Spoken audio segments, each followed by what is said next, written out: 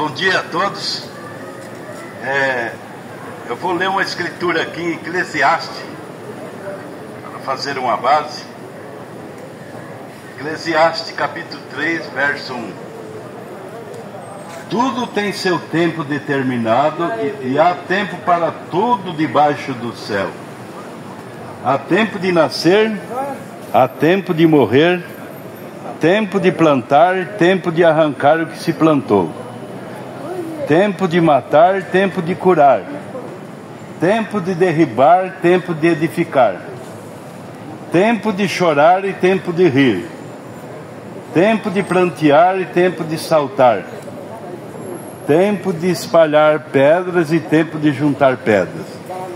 Tempo de abraçar e tempo de afastar-se de abraçar. E tempo de buscar e tempo de perder. Tempo de guardar e tempo de deitar fora. Tempo de rasgar e tempo de coser. Tempo de estar calado e tempo de falar. Amém. Até aqui. Então nós queremos pegar esse tempo nosso aqui nesse momento para falar acerca de Jesus. E essa é uma boa coisa de plantar a palavra de Deus no coração daqueles que não conhecem a Jesus Cristo. Muitos já dizem, eu já conheço. Mas muitos não conhecem. Mas tem muitos que conhecem, mas não conhecem da maneira bíblica. Ele conhece de acordo com uma tradição religiosa que muitas vezes não fala corretamente como as Escrituras falam. Mas esse tempo que nós vamos ter aqui com vocês, nós queremos mostrar a realidade do Evangelho. E Jesus começou a plantar lá no início, o semeador de branco que veio semear. Só que nós temos conhecimento que logo que ele semeou, veio o outro semeando também. Outra semente.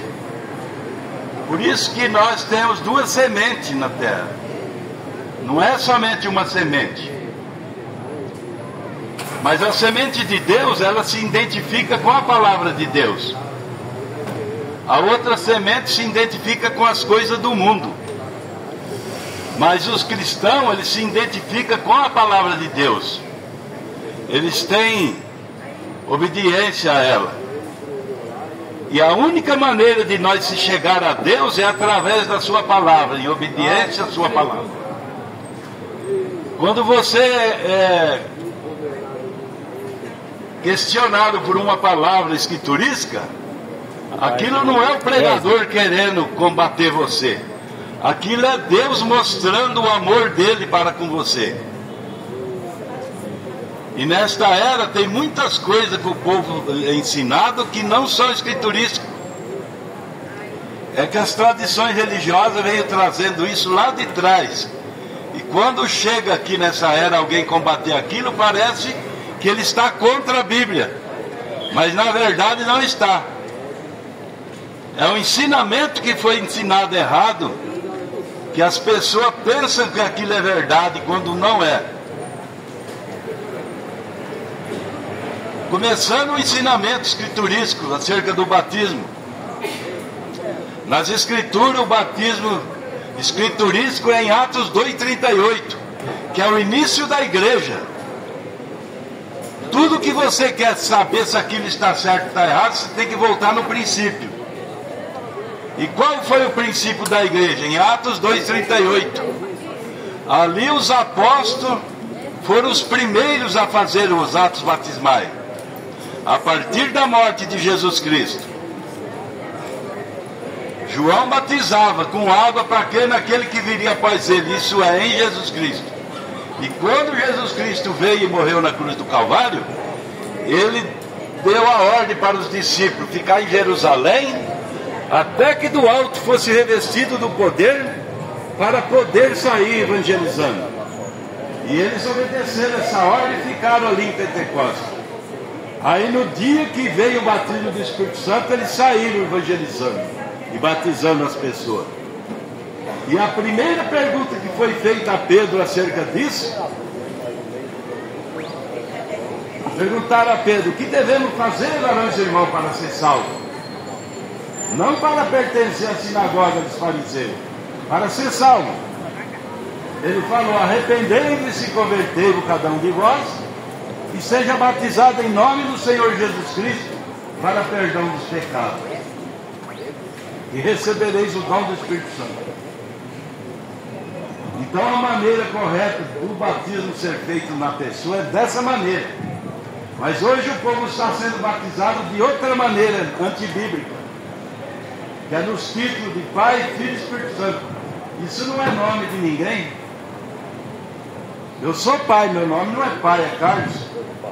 Eu sou filho do meu pai, meu nome não é filho. Eu tenho espírito, meu nome não é espírito.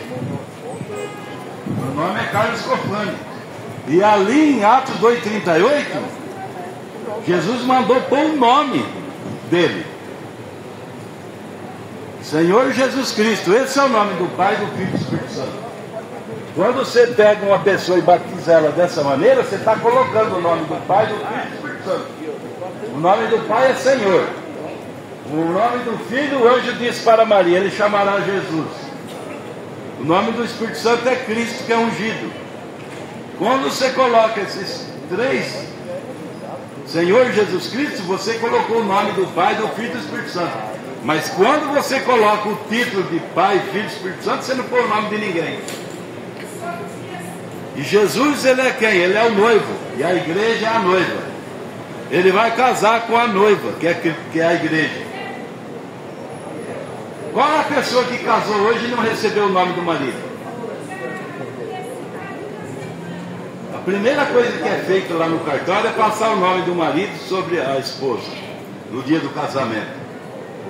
Agora, como que uma igreja quer casar com Cristo e não quer o nome dele no seu batismo?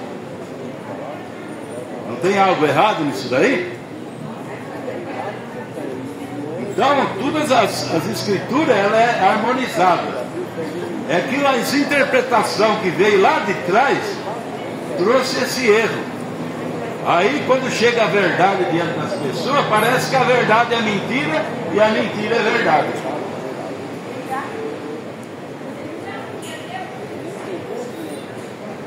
Então as escrituras, ela é harmonizada. De Gênesis a Apocalipse, nunca falha uma só palavra. Então a maneira de Deus é plantar a sua palavra no coração das pessoas.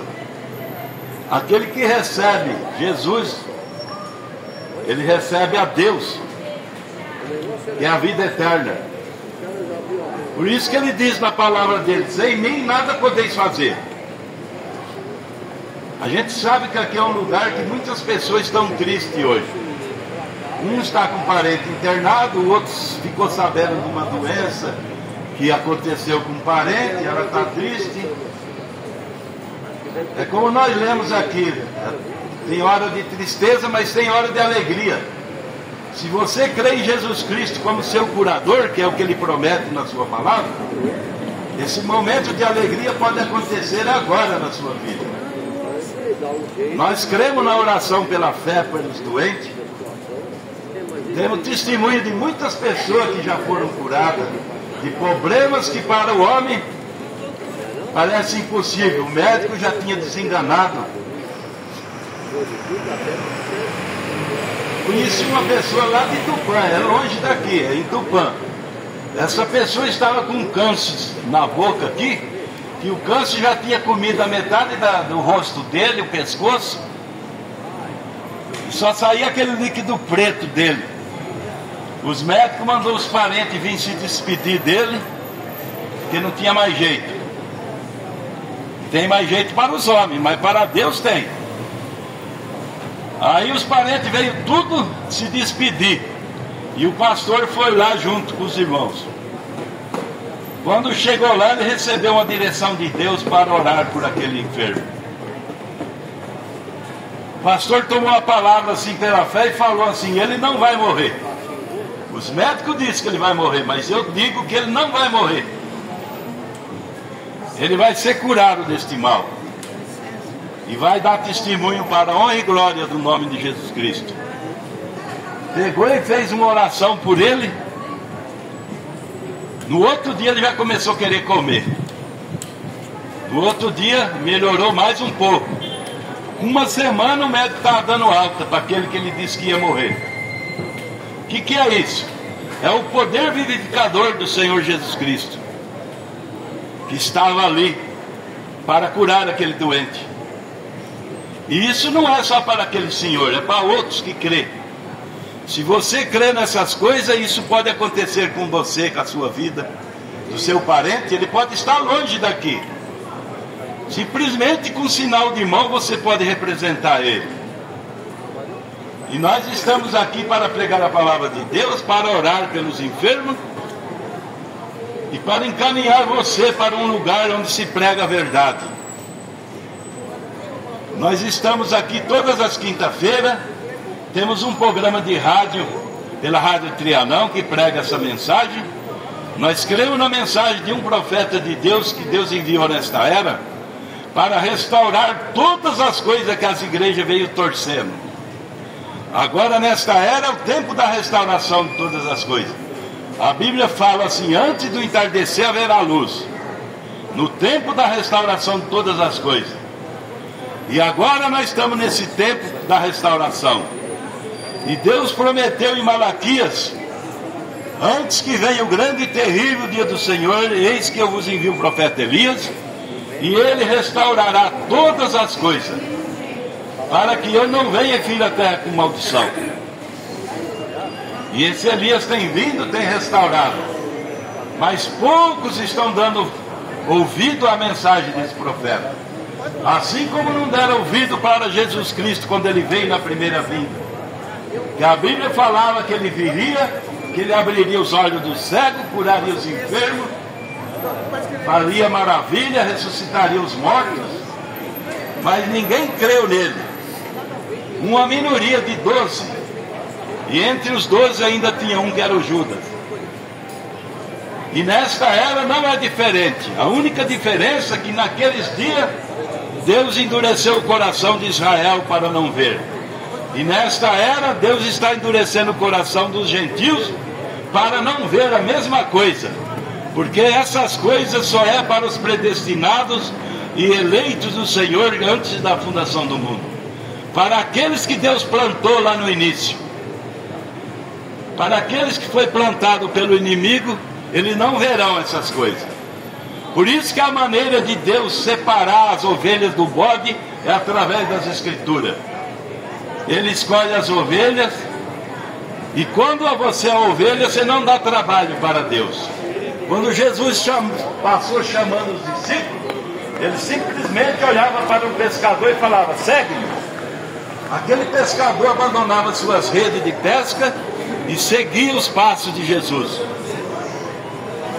Quando ele chegou debaixo da figueira, ele disse: Zaqueu, desce daí, hoje convém posar na sua casa. Precisou ficar lá insistindo 3 horas para ele convencer ele, não. O verdadeiro eleito ouve a voz do pastor e conhece. Ele segue o seu pastor. Quem é o seu pastor? Jesus Cristo. Ele é o nosso pastor. Então, a palavra de Deus ela é falada para você reconhecer a sua posição.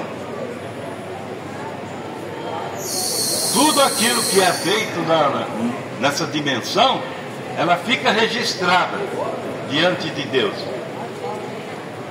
Essas palavras que nós estamos falando aqui, ela vai encontrar nós no juízo. Vocês sabiam disso? Uma prova disso, até a ciência pode provar que essas palavras estão aí no ar. Quando um artista faz uma cena indecorosa e é gravado aquilo, ela pode negar daqui 20 anos que não fez aquilo. A televisão mostra aquela cena. Agora você imagina Deus, que é o criador dessas coisas. Como que ele não tem as imagens lá? Ele tem essas coisas tudo guardado. Por isso que o evangelho é pregado para as pessoas, para elas se arrepender daquele mau caminho que ela segue e seguir a Cristo. E Ele é a vida eterna. Não existe outra maneira de vida eterna. Não basta você ser um religioso. Você tem que ser um cristão em Cristo. E é para isso que nós pregamos esse evangelho. Nós vamos entregar uns folhetinhos com os horários do nosso programa. E se alguém quiser oração por algum enfermo, a gente tem um caderninho para anotar. Vamos entregar esses folhetos para vocês. Agradecemos a presença de todos. Atenção, em nome de Jesus Cristo. Amém.